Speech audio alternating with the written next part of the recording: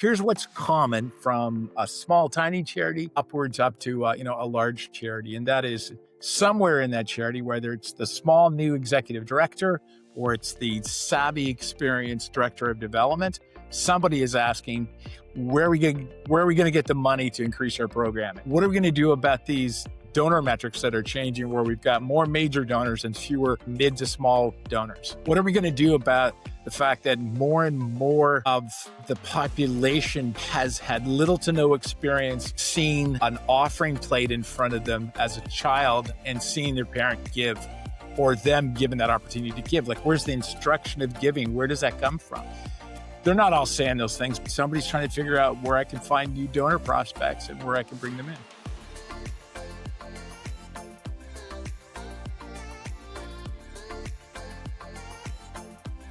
Well, Mr. Brian Carney, a very special welcome to the Sowers. Let me just say it is an absolute blessing and a gift to have you on the podcast and for you to share a little bit about your own story and also the Blue Sea Philanthropy story. So thanks for jumping on here. A pleasure to be here, Matt. You are, I don't have many Christian friends who still use the beautiful word brother the way you do. So I quite like that. Well, hey, brother. So I love that. I embrace it. Yeah, well, you are a brother, and so I'm grateful again that you're here. Brian, why don't you help our listeners get to know you a little bit better? And why don't you start a bit with your background, your story, maybe even how you came to know Jesus? Yeah. Well, I am the second son of a fighter pilot, late fighter pilot. My dad died about a year ago. So that describes a life with me, my brother, and my mother of traveling around a lot. He was a Canadian fighter pilot, although we lived in the States as well. And so with all the moves that were very consistent and constant, and all of those changes, the fighter pilot world back in the 60s was a drinking world, and a lot of drinking and a lot of flying. And in the midst of all that, my mom rekindled her faith in Jesus through the witness of the base commander's wife in Chatham, New Brunswick, and then through a variety of things. So my mom just suddenly changed overnight. She was 3 packs a day and smoking and all, and just like her life completely adjusted. And so with that, my brother Don and I were witnesses to mom's change. And of course, my dad was too. I mean, happy that she was smoking less, but maybe not so happy that she was praying and reading her Bible so much. And so that began a journey as we went through a variety of other moves. In an Air Force life, if you move to a new town, and so we just moved to a new town that happened to be North Bay, Ontario. And we walked to the closest church. And from there, we just, again, began to be coached, loved, and discipled, the 3 of us. And then eventually my father came to faith. It was a profound moment. Yeah. So as a result of that, in the spirit of that, like many kids, my mom was a witness, and I bore witness to her change. And so I came to faith in a small Presbyterian church in Chatham, New Brunswick, when I was about 6 years old. It's absolutely clear in my mind today as it was back then. I was bothered by a few things in my infancy, or in my 6-year-old mind, but I understood, as all 6-year-olds do, that I was awry in some of my activity and thinking and conduct, and that Jesus, in the simplest form, offered me a path to a life where that could be redeemed. I didn't use those terms back then. I saw a man on the cross. I was deeply offended by the blood, and I appreciated his sacrifice. So there you go. And fast forward me a little bit, we're going to go to Blue Sea here in a moment, but how did your journey of faith shape you and then lead you into the world of philanthropy and what you're doing now? Well, I had a difficult time. I like to say, my family knows, as does most of my staff, I'm the least educated person at Blue Sea, and certainly within my family, all of my family are well educated, and I just sort of stumbled around after high school. I just loved work, and I loved business. I was involved with a restaurant that I was part of and started, and some other things. And so, I mean, I was, very, engaged in my faith. But it took a while. It took a while to land. And so I ended up being a stockbroker for about 11 years. In that form, that was, like quite an experience. And then and that was great, actually. We were in some small communities, heavily involved in the church, really good. But, Matt, it would be disingenuous if I didn't fully admit after all these years that, towards the end of my career, I was just kind of full of myself and the arrogance and I don't know, maybe it was a very crazy time in the 90s. You could make a lot of money pretty fast, and it was just outrageously great. But so in the midst of that, we came to a point where actually I tripped on my arrogance and like pride that comes before a certain fall. I fell, and with that, the business. I got into philanthropy. I got into this work because when I bundled up my humiliation and failure, we ended up in Kitchener Waterloo eventually. And I stumbled into a guy who's still the chair of our board, actually, who hired me at his small charity in Elmira and allowed me to come in and get healed up there. So I came in as the guy who was comfortable asking for money, and he came in as the guy who was willing to put his arm around a failure. And so that began the f- the the education, the re-education of Brian in terms of just seeing the world much differently than through the lens of a broker and all that went with that fund. I was just blind to charitable need. I hadn't really given much at all. Maybe, I gave to my church, but I just gave out of sort of duty and not like passion. But at International Teams, this Christian NGO just north of us in Elmira, I was able to, with some really patient people who knew I was clearly processing some things, just began to understand the world of social care. And in that place, uh, it was still, I was still able to bring lots of what I understood from the last 11 years that was good, right? That was Hmm. appropriate. But and we'll probably talk about this later, but that's quite a shift from business and all that is. And I know lots of people didn't fail in business that were Christians and lived their life appropriately, but I did. And so with that humiliation, got to IT and found myself in some place I never thought I'd be. And, it was, yeah, it was really precious. Yeah. Well, I so appreciate you, Brian, like being vulnerable and sharing that with us. And it's always so unique hearing individual stories and how God leads us from one thing to the other thing. Sometimes those are high mountaintop experiences, some of those are significant valleys, but he's in the business of redemption, of using those experiences for his glory and for our good. I mean, humiliation is a strong tonic for change. Hmm. You know? And, I don't know why I'm laughing about it now. I guess I'm just thinking about, like, at the time, I mean, you're just desperate for like, as a Christian, I was obviously sort of tilting away from a God-led life and, not in any drastic way, but clearly enough, right? And so in the midst of that, you just find yourself, you're reading the Bible more, you're praying more, and so it's a great catalyst, Hmm. a hard master.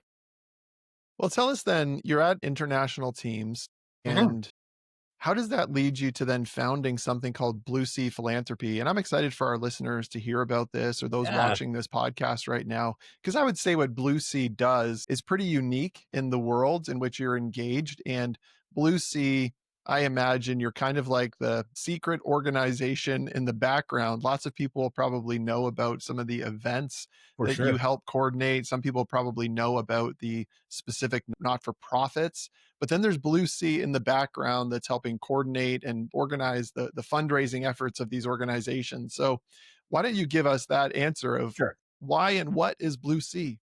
Yeah. When I was at international teams, I was given in essence, a performance contract that required me to get going and raising some funds, in essence, that's just the way it was. And so we started an event within about 30 days of me arriving that we called Ride for Refugees, and in it, I was just gonna get my boss at the time, Neil, was a seasoned cyclist, and so I thought if I could get Neil into some spandex, I'd get a lot of sympathy money for him going 100 kilometers, something I couldn't have appreciated at the time, and so, in the end, we ended up with, like, 5 people who wanted to do 100K, and then just really quickly, and then, of course, we ran into people who were like, "Hey, you wanna support Neil?" And they were like, No, we'd like to ride our bikes." I'm like, that's not what we need you to do." And then in the end, we were like, we'll quickly put together a 25-kilometer route. And so we got some people together, and in that moment, we like, you learn so much in that first 60 days. So I think we raised like 25 grand that first year with this like kind of mess of an event with all that we did and didn't know. Great. Fast forward. So that event grows 25 to 45, goes to 85. And somewhere around year three, I said to Neil, this is kind of weird. Like IT had a big heart for partnership. And I'm like, we're spending a lot of time with churches and frankly charities that were doing as good or better work than we were in like some of our key programming. I'm like, we're putting all this time and money into setting up this event for us and it's working. But we're starting to cap 150 grand is a lot of money that we sort of got it up to, or 125, sorry. Uh, I said, why don't we open it up to other churches and charities to partner in this thing? They come in, we'll give them 50 cents on the buck. We'll keep 30, 40 cents to cover our costs or a good majority of it. And then we'll, bank an extra 10 cents to 20 cents that goes to our core ministry. I mean, it was not any more noble than that. It was just like, if you're going to be a good partner, like a guy had a partner in business, we both wrote checks, right? We both took risks. So why not invite it in? And that decision was formed out of a book called Blue Ocean Strategies, which is about swimming away from where all your competitors are and thinking about your sector or how you're doing business or ministry and think about it differently. Give yourself the freedom of, well, what if we did this? And I could give you lots of examples, but to keep it short, so yeah, it is unique. And so, so we did that at international teams up until 2009, and then it was just time to we had to move on from where we're working under a single charity that had a specific focus to our vision that was much wider and appropriately so that we could work with more charity partners and build this thing out.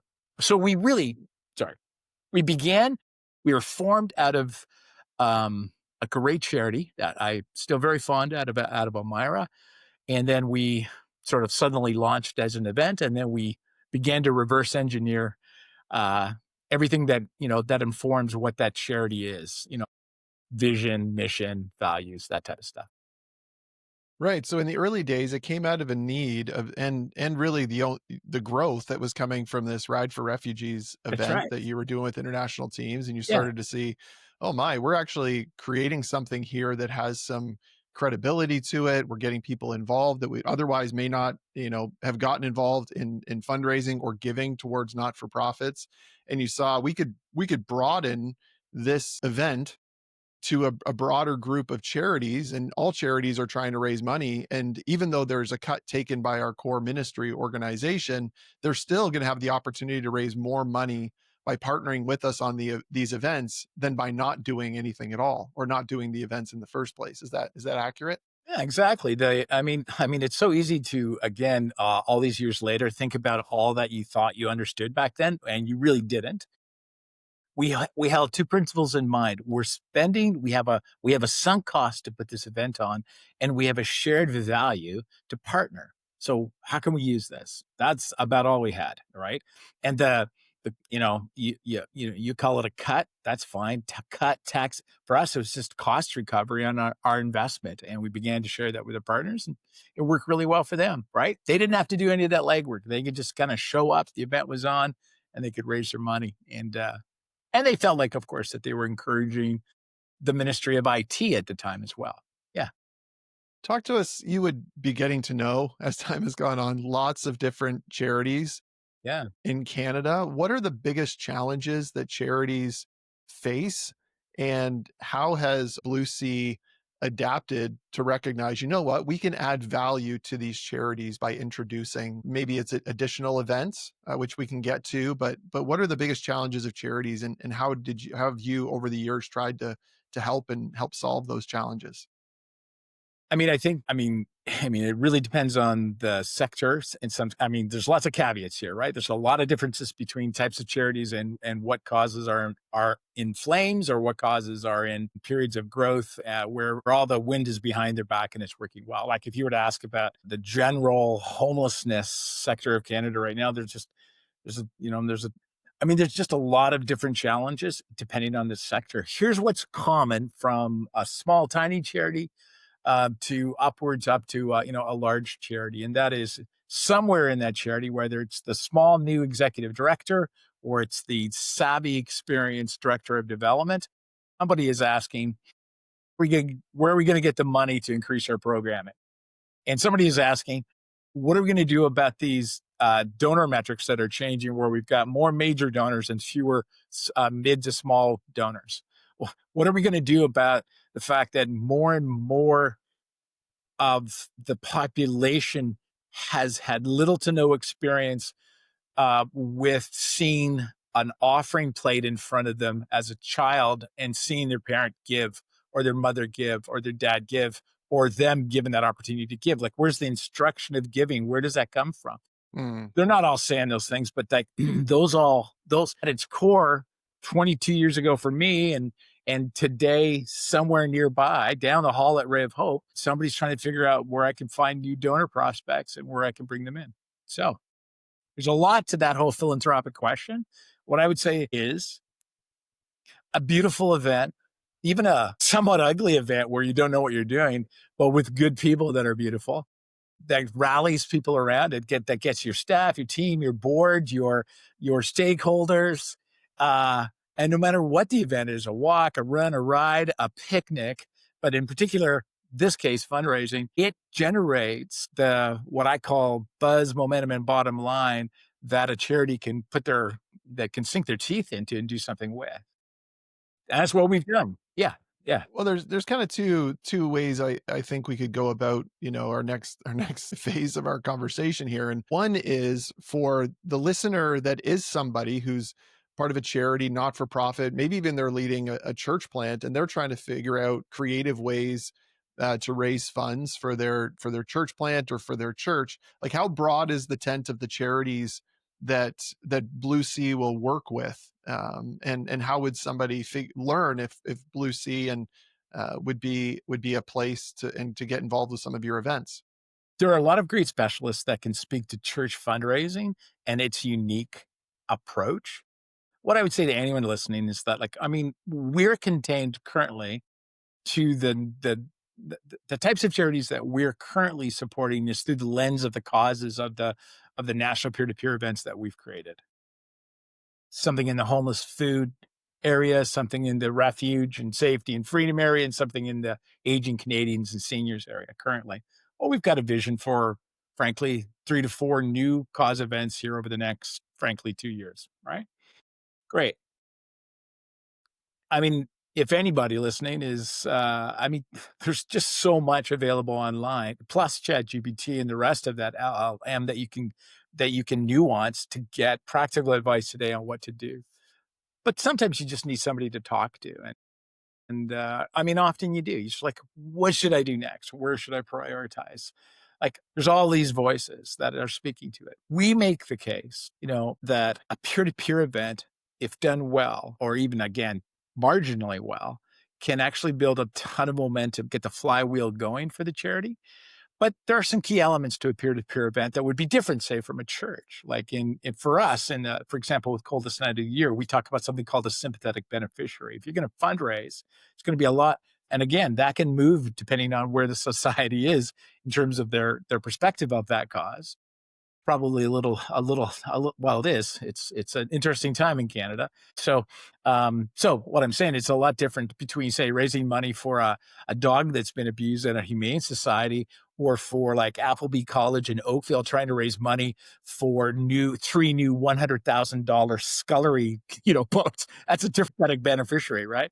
So it depends who you're asking, I guess. Take us maybe, I think, a strong way of understanding a little bit more of Blue Sea. And again, I think it's so unique in the space, and I really want listeners to kind of capture what exactly it is you're do. So you start with this event where you raise $25,000 as you're on staff with an organization called International Teams. People can go, learn about international teams. But what you discovered by putting on a strong event, and as that event was run year over year, more money was being raised, and you started to look around and you saw these other charities that were struggling to raise funds. And so what Blue Sea was founded in was a desire to say, we can put on stellar events, do the training required to help charities get on board, and put on events where everyday people are going to their everyday other people that surround them in life and saying, would you donate a bit of money for me to ride 25 kilometers? When that event started, it started with international teams, 25,000. How much has now been raised, and how many charities have you worked with through Ride for Refuge alone, these number of years later? Well, the ride, I immediately want to go to a little dashboard and try to figure that out for you exactly. But I would say I would say the ride's probably close to $26 million, something like that in that space. And I think we've worked with probably, I don't know, 700 charities over the time on the ride specifically. Those are pretty speculative numbers, but close probably on the top number. Look, let me like you were dead on in the way you're describing the beauty of peer-to-peer fundraising is it's just so aligned with what we know life to be, right? So that's why it works well. Like Blue Sea's vision is to see a more generous world where charities thrive. Generally speaking, that's pretty aspirational, right? My relationship with my wallet is what got me into trouble. My relationship with my wallet now is what gets me into a better place, right? A heart of giving, a heart of philanthropy, a heart of sacrifice in that sense. I'm not praising myself. I'm saying that's been some of the transformation. And that's what happens when we get a little less focused on where our wallet is, Right. a little more thoughtful that way, right? And so a more generous world is a pursuit, and where charities thrive is a very big vision that is almost impossible to nail down, but I suppose that's why we like it. Our mission, though, is where you were speaking to, Matt, which is to give charities the power to fundraise successfully, and that's the beauty of it. So it's not like, here's an idea, go do it, good luck. It's like, no, we're going to create the events, wrap our arms around it because this cause means something to us as a charity, as a foundation. And we're going to pour ourselves into it, and we're going to invite other charities to come pour themselves into it, and in the hopes that they would give themselves time to gather the community, be successful with it. So what you say is true. In that, the heart of a peer-to-peer event is recruiting teams and participants who go, yeah, okay, cool. And people are giving to me as the participant, right? They may love the charity. They may not even know the charity. They may not even care about the charity. They may not even like the charity, but they like you, Matt. They Mhm. like the fact that you're willing to sweat yourself and do 25K, or they just like that you're doing something. And some part of that is like a beautiful thing, and they want to be part of that. And so they drop $100. There you go, Matt. Thanks for walking, man. It's pretty Well, I think cool. the brilliance of it is that you're diversifying and growing a donor base through everyday people, right? Like there is Yeah. a limitation that one fundraiser has. If you get 100 people involved in fundraising, they have their network of relationships and friendships. And then you're also diversifying the amounts that people give. Like some people are always going to be the $25 giver. Other people are might be the, 100 to $1,000 giver, but you're diversifying the number of people to a particular organization through giving the fundraising away to everyday people to participate in something that matters. And that just seems like such a no-brainer and such a brilliant way to, I mean, in the church, we always talk about how do we get the people in our church to be more passionate about sharing the gospel? How do everyday followers of Jesus, like we want to give away the gift so that then they can be the ones that go and give away the gift. And what Blue Sea is doing is saying we will come alongside charities in helping get their stakeholders, the everyday people that are passionate about their charity, be part of an event that's going to be put on well, that we're going to provide the centralized training for, that we're going to provide the website for the fundraising, and they're going to go to their everyday people and be the good news agents of their particular organization, or grandma who's just going to give the $50 anyways because she loves her grandchild or loves her son or whatever it might be. But it's again diversifying and broadening, which is just such a beautiful, I mean, correct me if I'm wrong, but it seems to me it's such a beautiful and a making sense idea that you caught on to. And I think the proof is in the pudding that you've now worked with 700 charities on this one event and helped raise over $26 million. Like, am I missing something in in my summary here. Oh, it's as beautiful as that. And whether it's, again, I'll just underline that, whether it's with Blue Sea or anyone else, there's lots of charities that aren't working with us doing great peer-to-peer events and seeing the same success. Obviously I could speak to that, but seeing success as you're speaking to it here, it's a great decision. Two things that are of note, by the way, for the charity that's trying to find versus the church, for the charity that's trying to find new donor prospects and stuff, an event donor isn't the same as an organizational donor, but in some respects, it could be.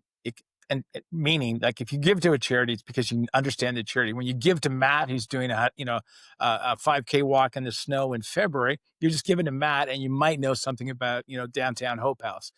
Uh, Most of the people that give to you, if they were communicated to, if they opted in and communicated, the charity communicated well with them, 5 to 7% of those would convert over time, and want to and be part of it. But there's so many avenues there that are good. The participant gets involved as a volunteer. The participant doesn't know anything but the charity. They raise a few $100, and then they're like, "Oh, Hope House is doing this thing." Oh, and they're like, "Oh, that touches me. I feel aligned with that. I'm that type of person. I want to be part of it." So it's the and the volunteers come and they only want to give their time. Frankly, they only want to give their time, which is absolutely precious. Sorry, there's 14 million volunteers across Canada in the charitable sector, so they're a really big deal. But then they go, "Oh, you know what? I could fundraise. I want to help." Oh, it's just there's so many beautiful tentacles. From a church standpoint, though, if the church has a like this if a church has a program that's in the social services sector and they put a peer-to-peer event on, that means for the first time, I mean, yeah, you're going to go to your body and go, "Hey, we need team captains and stuff to be part of this event." But if they don't trip over themselves and make that event a church service, because it's an event, right? Then that would give everyone who's like, so the team captains, let's say all the team captains came from your body, right? And then they invited their friends who aren't part of it, but they're like, "Hey, we're raising money for Hope House," or whatever the thing may be. I'm just using that as a term. And suddenly the church has a lot of people they didn't know on teams from people they kind of know, raising money for their social care, the thing that they want to do, maybe it's whatever that might be. Mhm. That's an incredible opportunity to meet people, right? And now those people see the church differently. They're like, "What? This is great." Sorry. Well, they not only see the church differently, like I can also think of another like pretty straightforward application, which would be, a group of Christians or a local church or a church plant, and they learn of a local not-for-profit that is in the social service sector and industry. And they start a team using the Ride for Refuge as an example.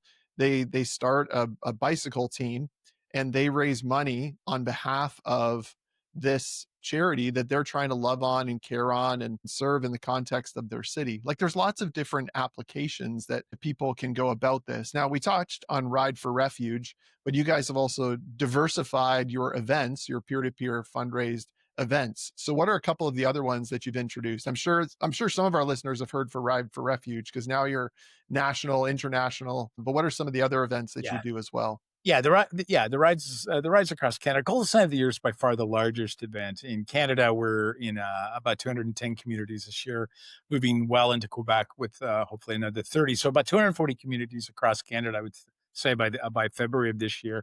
And that event raises in Canada somewhere in the 16 million dollars a year. Say that flippantly, and I'm like, even as I say it, I'm like, man, that's a lot of participants, right? 40,000 participants, 70% of which are fundraising, right? Also supported by a lot of local sponsors, close to 2.2 million in sponsors last year, and challenge and corporate partners that get involved. Like it's an amazing response across Canada to what is a very local issue. And we all know that. If we're listening to this pod, we know that in our community there are encampments, there's hunger issues, there's food, like it's there and it's challenging. And we have this, another event that we quite love called the Grand Parade. I think as I got older, it began to be more important to me, Matt. But at 64, Grand Parade says life is grand, and it's in support of charities that are serving seniors anywhere they are on sort of the spectrum of seniors. At 64, I'm getting some of the discounts now, Matt. You've got a ways to go, brother. But so it could be the nursing home with like my dad at 88, and it could be the 60-year-old who's just trying to live a very vital life as they move into a semi-retirement kind of phrase. Anyway, Grand Parade, Coldest Night of the Year, and the Ride for Refuge are the main ones that we're. As time has gone on, Yeah. you started at international teams as, a Christian. You're now leading this organization as a Christian, but Blue Sea again has diversified as far as the charities that it will work with. So you'll work with not explicit Christian charities. I want to ask you the question of how has your Christian faith historically and presently continued to shape how you lead Blue Sea Philanthropy, both from an organizational level and then just a personal, everyday follower of Jesus level? Yeah. Well, I mentioned earlier how when my mother changed, I bore witness to the change. And so part of the humbling also continued as we stepped into. So yeah, we came out of IT working with Christian Charities exclusively, and then almost immediately began to change our mind and say, well, that's crazy. I'm bearing witness literally to the heart of God being demonstrated in charities that would never claim to be Christian, and that some Christians would say are the farthest away from Christian um, that they've seen. And yet I'm like, no, that's just absolutely God's heart right there. That's beautiful. And often buried in many of the charities are uh, long old policies that come out of the heart of Matthew 25 and caring. So I just we just decided that I wasn't going to split hairs on what was clearly the acts and works of the Lord. So away we went. And with that, I think came some great counsel and discernment along the way from my team and board and others to just navigate that opportunity and not let that get in the way, frankly, of this. So look, there's no hidden agenda. Along the way, I had opportunity to bear witness to my faith when I was given that opportunity. And I do. And it's Mhm. my responsibility to. But that's not the agenda of Belief Say. There is no hidden agenda. We exist to help charities find their way, with fundraising. And that's it. But as a Christian, those opportunities for discussion, some of the best conversations over the last 15 years have been with, look, it's like even when I was a stockbroker, it's the same now. When a stockbroker, a client would come in, write the check was that was the last thing they cared about. What they cared about was that their granddaughter had cancer. What they cared about was that their wife was aging. What they cared about were Mm, things that had to do with life. Same with charity leaders, right? Like, yeah, they need to raise money, find donors. All of those things are true, but there's also like, my board is difficult, or I'm struggling with this issue, or I'm yeah. just exhausted, or I'm unhealthy, or all those things. And so I mean, that's our life in Christ, isn't it? Just like, well, here I am. This is a real world problem, and that's the sort of thing Jesus understands is capable of assisting them with. Brian, I'm going to give you the opportunity. A lot of our listeners are certainly pastors, church planters, ministry leaders. What is something that you wish or want pastors or ministry leaders to know about business or not-for-profit leaders outside of the church?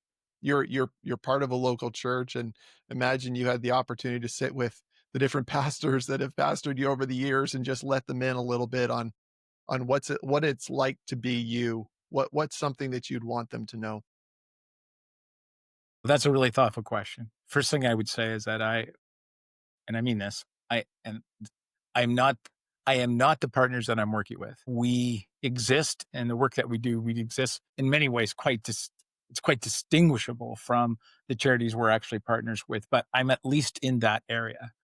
I would say that from all of those conversations, the church in that moment, man, there's been some really sweet moments where, I mean, the church has thrown its arms around these events and those causes everywhere. Like the church has stood up. The church in all of its messiness and, broken promises and judgment and all the rest. Yeah, that's true.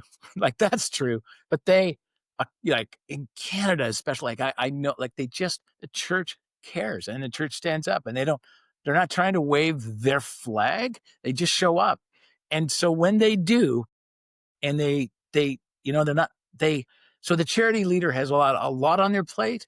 And so when the church comes in and wraps their arms around them and just says like, how can we help? And we listen, and you listen to us and listen to our charity partners. They're like, well, what we need is help with this food kitchen, or what we need is somebody to paint this thing. They've shown up for paint day across the country for so many charities, or they've said, we'll renovate the whole thing. I mean, there's just so many practical and no strings attached, no tracks left behind, just the aura and aroma of Jesus. Seriously. Mm-hmm. So whether they admit it or not, they're like, I don't know, what's that scent in the room? Oh, it's potpourri. They just don't know. It's the Holy Spirit. So, I mean, that's maybe a little flippant too, Matt, but so first praise, the church has shown up. I'm very proud of that. The church. I'm not, I'm proud of you guys. I'm proud of you Mm-hmm. ladies. You're doing great. Keep going. Be vulnerable. Ask lots of questions. Be curious. Like, what are the issues? Ask, and find out. And then you don't overpromise and reply to our emails. Mm-hmm. And it's okay if you can't, by the way. No, sorry, we're Yeah. really busy. We're overstretched. We're having our own problems. Oh, okay. Is that helpful? Yeah. Yeah. No, it's very helpful. Again, I think what you're doing is really important kingdom and gospel work. There's the hands and feet element of what so many of your charities are doing. And I oftentimes, when I'm coaching or coming alongside pastors, want to encourage them. Like, don't feel like you need to go into a city or into a neighborhood and reinvent the wheel on something. There may be opportunities for that, but look around you and see what's already happening, see what's already going on, and how can you plug in and support the good work that they're doing. And so I think that connecting with the events of Coldest Night of the Year or Ride for Refuge, like maybe that not-for-profit leader in a city connected to a neighborhood group that a local church is connected with has no idea about Ride for Refuge or have no idea about Coldest Night of the Year. Maybe you come and say, hey, have you heard of this event? What if we were to put on this event, or this event is hosted in a city next to mine? Would you be okay to become a charity that's listed, and I can get a group of people from my church, 15 people, to each go and raise $1,000 each, and at the end of this you'll have $15,000. Wouldn't that be great? I mean, there's just, I think, so many meaningful applications of this as ways for everyday followers of Jesus to engage with their cities, to engage with social service agencies that are already going on, and see Blue Sea Philanthropy and the events that you put on as a meaningful partner that has a proven track record. Like you said, with Ride for Refuge alone, it's 700 charities, 26 million. What's the total though? How many charities in total have you worked with, and how much money has been raised in total through these peer-to-peer events that you help create and coordinate? Well, since Blue Sea began, we've, in partnership with charities across Canada, we've helped raise 120 million plus. It's an outstanding amount of money for sure, and I applaud the faithful, loyal partnership of so many of those charities that have worked with us. The number of charities ebb and flow depending on the cause. Right now, Mm-hmm. we currently work sort of year to year with 400 charities. There's a lot of churn and movement in the charitable sector. Anybody who's listening that's in that sector Yeah. understands what that looks like, right? Staff turnover, oh my goodness, it's just rampant, and so that can affect certainly the partners that work with us. And there's a lot of things that come into play. So, look, I what as CEO of Blue Sea, I am incredibly proud, obviously, of the team at Blue Sea and all that they're doing to support these charity partners. Those charity partners, though, like if we had a wall of if we had a boardroom, we don't, but if we had one, we'd have pictures with all of those charity leaders from our partners Mm-hmm. up on a wall there who we're trying to cheer on. It's lonely work. They signed up for it, but it's lonely work. It's hard work. Uh, we want their 100 days a year that they spend with us to be some of the best 100 days out of the 365. So they're like, well, Mm-hmm. this event's coming back. We like working. These people are so encouraging. They're so positive. They Yeah. think the world of us, and that's what we want to see. So thanks for the praise, but we are forever entwined. We are forever entwined with our charity partners. So that's not just words. That's how we celebrate our growth in the context of their growth. And Matt, I will say this: what's beautiful is a charity comes and say they raise 15,000 the first year. Look, I mean, a really large charity amount. Like I can go through so many of them where they start with 15,000 and now they're raising 130,000. Like it Wow. takes tons of those, right? When CNOY, like 7 years ago in Coldest Night of the Year, we had like 3 partners over 100,000. Now we have 5 partners over 200,000 and 60 partners over 100,000, or 55 partners over 100,000. Like yay us. Well, yeah, also yay them, right? They didn't quit. They stayed with it. So, and they're getting all the benefits that goes with it. So we bow down to them and they shake our hands. We love this relationship we have with them. It's a joy. Yeah. Just as we close, Brian, last question for you. What gets you most excited about the charity sector in Canada? It's a great question. I mean, through the little lens that Blue Sea has with the charities in the social services sector that we have, I'm excited with, man, I'm trying to pick the thing that I'm most excited with. I think at the heart of every executive director, most of them just want to solve the presenting problems in their community, and it's so local. And that's what they wake up to do. They just grind that out, right? Like that, everyone's got a job, whether you're in the sector or not, that you're grinding out. Not everyone, is just having, but to me, the resilience in that sector amongst those executive directors who just keep pushing in the face of some of the incredible challenges that are there. Like I just posted on LinkedIn, Matt, the population of Canada has grown 15 to 20% over the last 10 years. And the homeless population, as measured on a night, has doubled over that time, up 80 to 100%, right? We've got, like in this one sector, it's just an overwhelming 32,000 36 to 40-year-olds have died from fentanyl, like 36,000, right? Since 2016. And so, I share, you asked a question, now I'm just going to go, I share this deep concern that our government understands that they need to put their hands and their arms around it as well. And I'm excited that the charitable sector that has, let's be honest, it's 9% of our GDP in Canada, right? It's 2.4 million of its employees, 14 million volunteers. We got presence because we're stepping up to the plate. Mm-hmm. And one thing I would say, the partnering of business and causes, no matter what the cause, I was beating that one drum, but there's lots of important things. Business is really doing a great job. I will not hear it. They are stepping up. They're trying, and for a variety of different reasons too, right? Some of it's like we want to look good. Nobody has one reason for doing anything. You can want to look good as a business and also, give a darn. And that's what we're seeing. And I celebrate that. I love what that's looking like across the country. We see it. That's for sure. Yeah. Well, Brian, again, thank you so much for sharing your wisdom, your insight. And I know and I'm sure many others now will be cheering you on in the work that you're doing. Thank you.